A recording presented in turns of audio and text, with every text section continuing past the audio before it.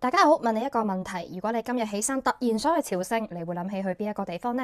聖城耶路撒冷、韓國祈禱山，定係排隊耐過聖殿先入到嘅 Chicagoland 呢？嗱，以上都有啲人覺得係聖地嚟嘅噃，都攞到啲好寶貴嘅嘢翻屋企。但係今日我要講嘅地方係一個比耶路撒冷、比祈禱山、比 Chicagoland 更加古早嘅地方，佢就係埃及啦。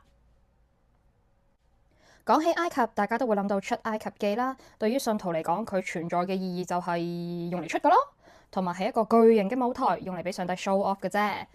嗱，埃及係唔係一個聖地就因人而異啦。不過無可否認，佢喺聖經，特別喺摩西五卷書入邊有一個好重要嘅角色，對於塑造以色列呢個國家誕生係好重要噶。唔信我，人嚟攞個族譜出嚟先。嗱，呢個咧係亞伯拉罕，係世界嘅老豆，每個人咧都想做佢子孫噶啦。不過咧得一粒仔咧係最重要嘅啫，就係以撒。以撒咧又有兩粒仔，雅各同埋以掃。雅各又生咗好多粒仔，其中一粒咧出咗名就彩色嘅，就叫做約瑟。過多咗4代，仲出咗個好優秀嘅埃及王子摩西。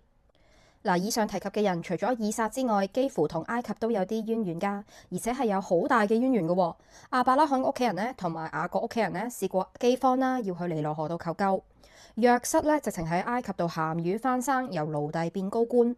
摩西咧，就由埃及王子去到佢要逃跑，去到佢翻嚟同法老反台。最後，以色列國一個上帝揀選嘅民族，係喺逾越節嘅晚上離開咗呢個又愛又恨嘅地方，一個國家就咁樣誕生。而我哋信緊嘅基督教、天主教、新教，都係從希伯來呢個民族嘅信仰，佢經歷傳播轉化而嚟嘅噃。我又點咁講？埃及呢個地方對我嘅信仰嚟講係唔重要嘅呢？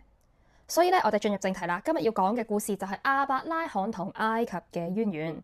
嗱，頭先講過咧，亞伯拉罕係落過埃及噶啦。咁事緣係點樣嘅咧？佢原本咧其實係亞蘭人嚟嘅，就喺兩河流域嗰邊生活啦。有一日聽到從上頭嚟嘅聲音，其實就係上帝啦，就同佢講：你咧離開你阿爸，離開你個屋企，離開呢個地方啦。我咧有個地方要 show 俾你睇，我會使你成為一個大嘅國家噶喎，我仲會祝福你，你又會好出名。嗱，祝福你嘅我祝福佢，詛咒你嘅我詛咒佢。總之我企喺你嗰邊啦，而地上嘅萬族都會因為你得福噶噃。嗱，呢一個咧係一個好突然嘅邀請，一番好突然嘅説話，但係亞伯拉罕就信咗，所以咧我哋就嗌佢信心之父。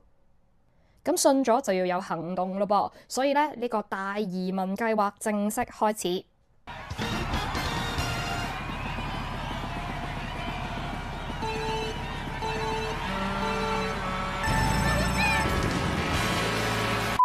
嗱，輾轉去咗唔同嘅地方之後咧，佢就暫居喺尼格夫。尼格夫咧係 Negev，即係南方嘅意思，即係大約喺以色列嘅南部啦。但係咧，佢去到嘅時候咧，佢眼前見到嘅係咁樣喎。原來咧，當時有一個好大嘅饑荒，波及到中東好多嘅國家，甚至有城邦係會荒廢成幾百成千年，變咗真正意義嘅死城。嗱，埃及咧就因為有尼羅河嘅緣故咧，所以咧糧食比較充足，真係似一個糧倉㗎。咁當時好多人遇見饑荒咧，都會選擇落去埃及度求救嘅。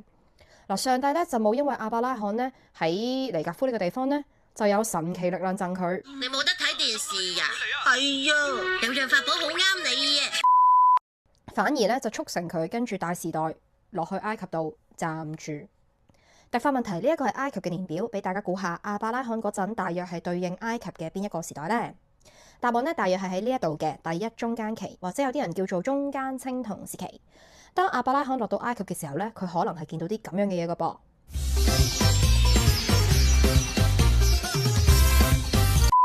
高度嘅文明、宏偉嘅建築群、發展成熟嘅信仰系統同埋被滋潤嘅土地，用現代嘅人話嚟講呢，就好似一個地方經濟又好啦，又有大學啦，大家係識字嘅噃，有神學院同寺廟啦，即係有啲宗教活動啦，星期日可能要返下教會啦，又有標誌性嘅建築，有啲高塔，又有明確嘅社會架構啦，係一個高度發展嘅地方嚟㗎。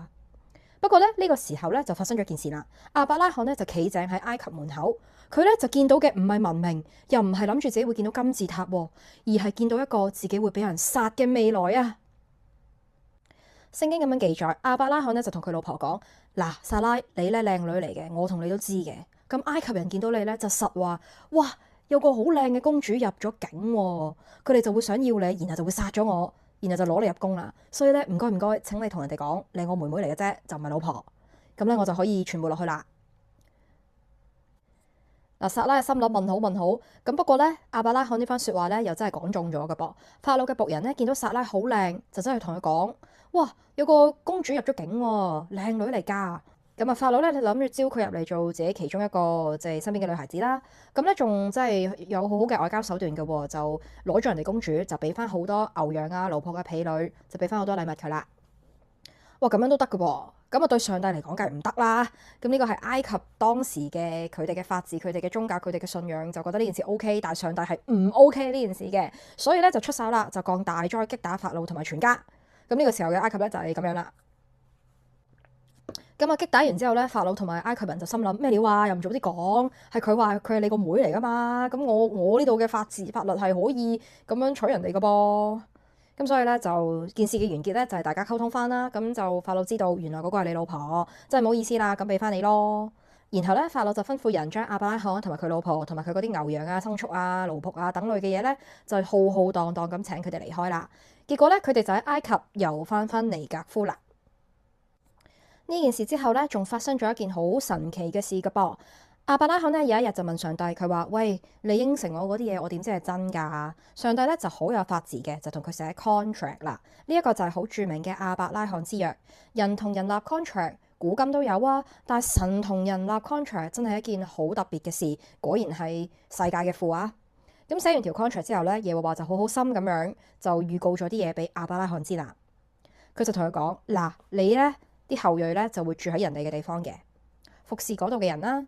然後嗰度嘅人就會虐待佢哋㗎，但係唔使驚，因為咧我會懲罰虐待佢哋嘅嗰個國家，然後咧佢哋就會帶住好多嘅財物，浩浩蕩蕩咁出嚟。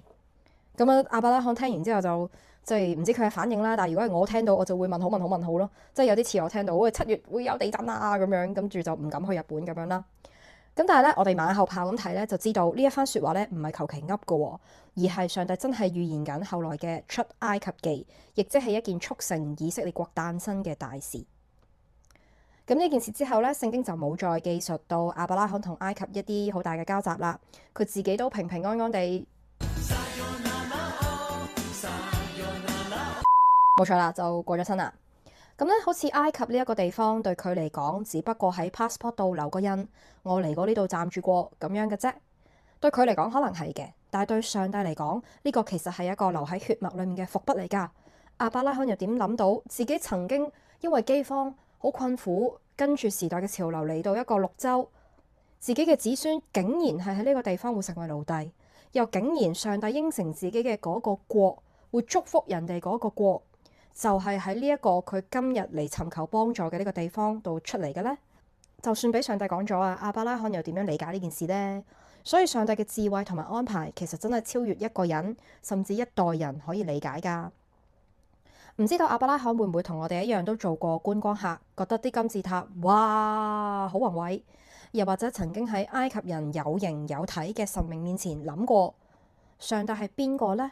我前面呢度貓貓又係神，鱷魚又係神，嗰個王又話自己係神，但係喺我裡面同我講説話嘅嗰個耶和華係邊一個呢？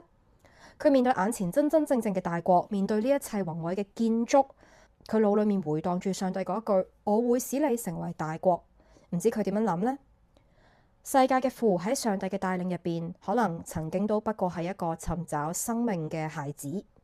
但係無論如何，佢落埃及以及佢同上帝嘅互動，令到命運嘅齒輪開始轉動。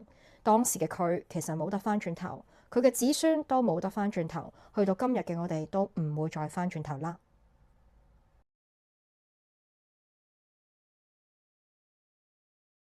點解我用外交呢一個字呢？因為其實亞伯拉罕咧都算係個王子嚟嘅噃，不過佢唔係埃及國嘅王子嚟嘅啫。你以為佢係咁樣移民嘅？梗係唔係啦。其實佢係咁樣或者係咁樣離開佢家鄉㗎。佢係有非常多嘅牛羊啦、奴僕啦，佢係真係一個王子咯。同埋咧，你睇下撒拉個名都知㗎啦。首先佢娶撒拉，而佢哋係同父異母嚟㗎嘛。咁撒拉個名咧，Sarah 咧其實係公主嘅意思，平民係唔會改呢個名㗎。亞伯拉罕自己個名嘅意思係高貴嘅父，又係平民係唔會改嘅。再加咧就係法老咧出嚟迎接佢咧，又係平民係唔會有呢個待遇嘅。所以其實咧對當時嘅人嚟講咧，其實係有一個即係有一個王子出巡，即係入到嚟我哋境內咁樣嘅一個感覺嚟嘅。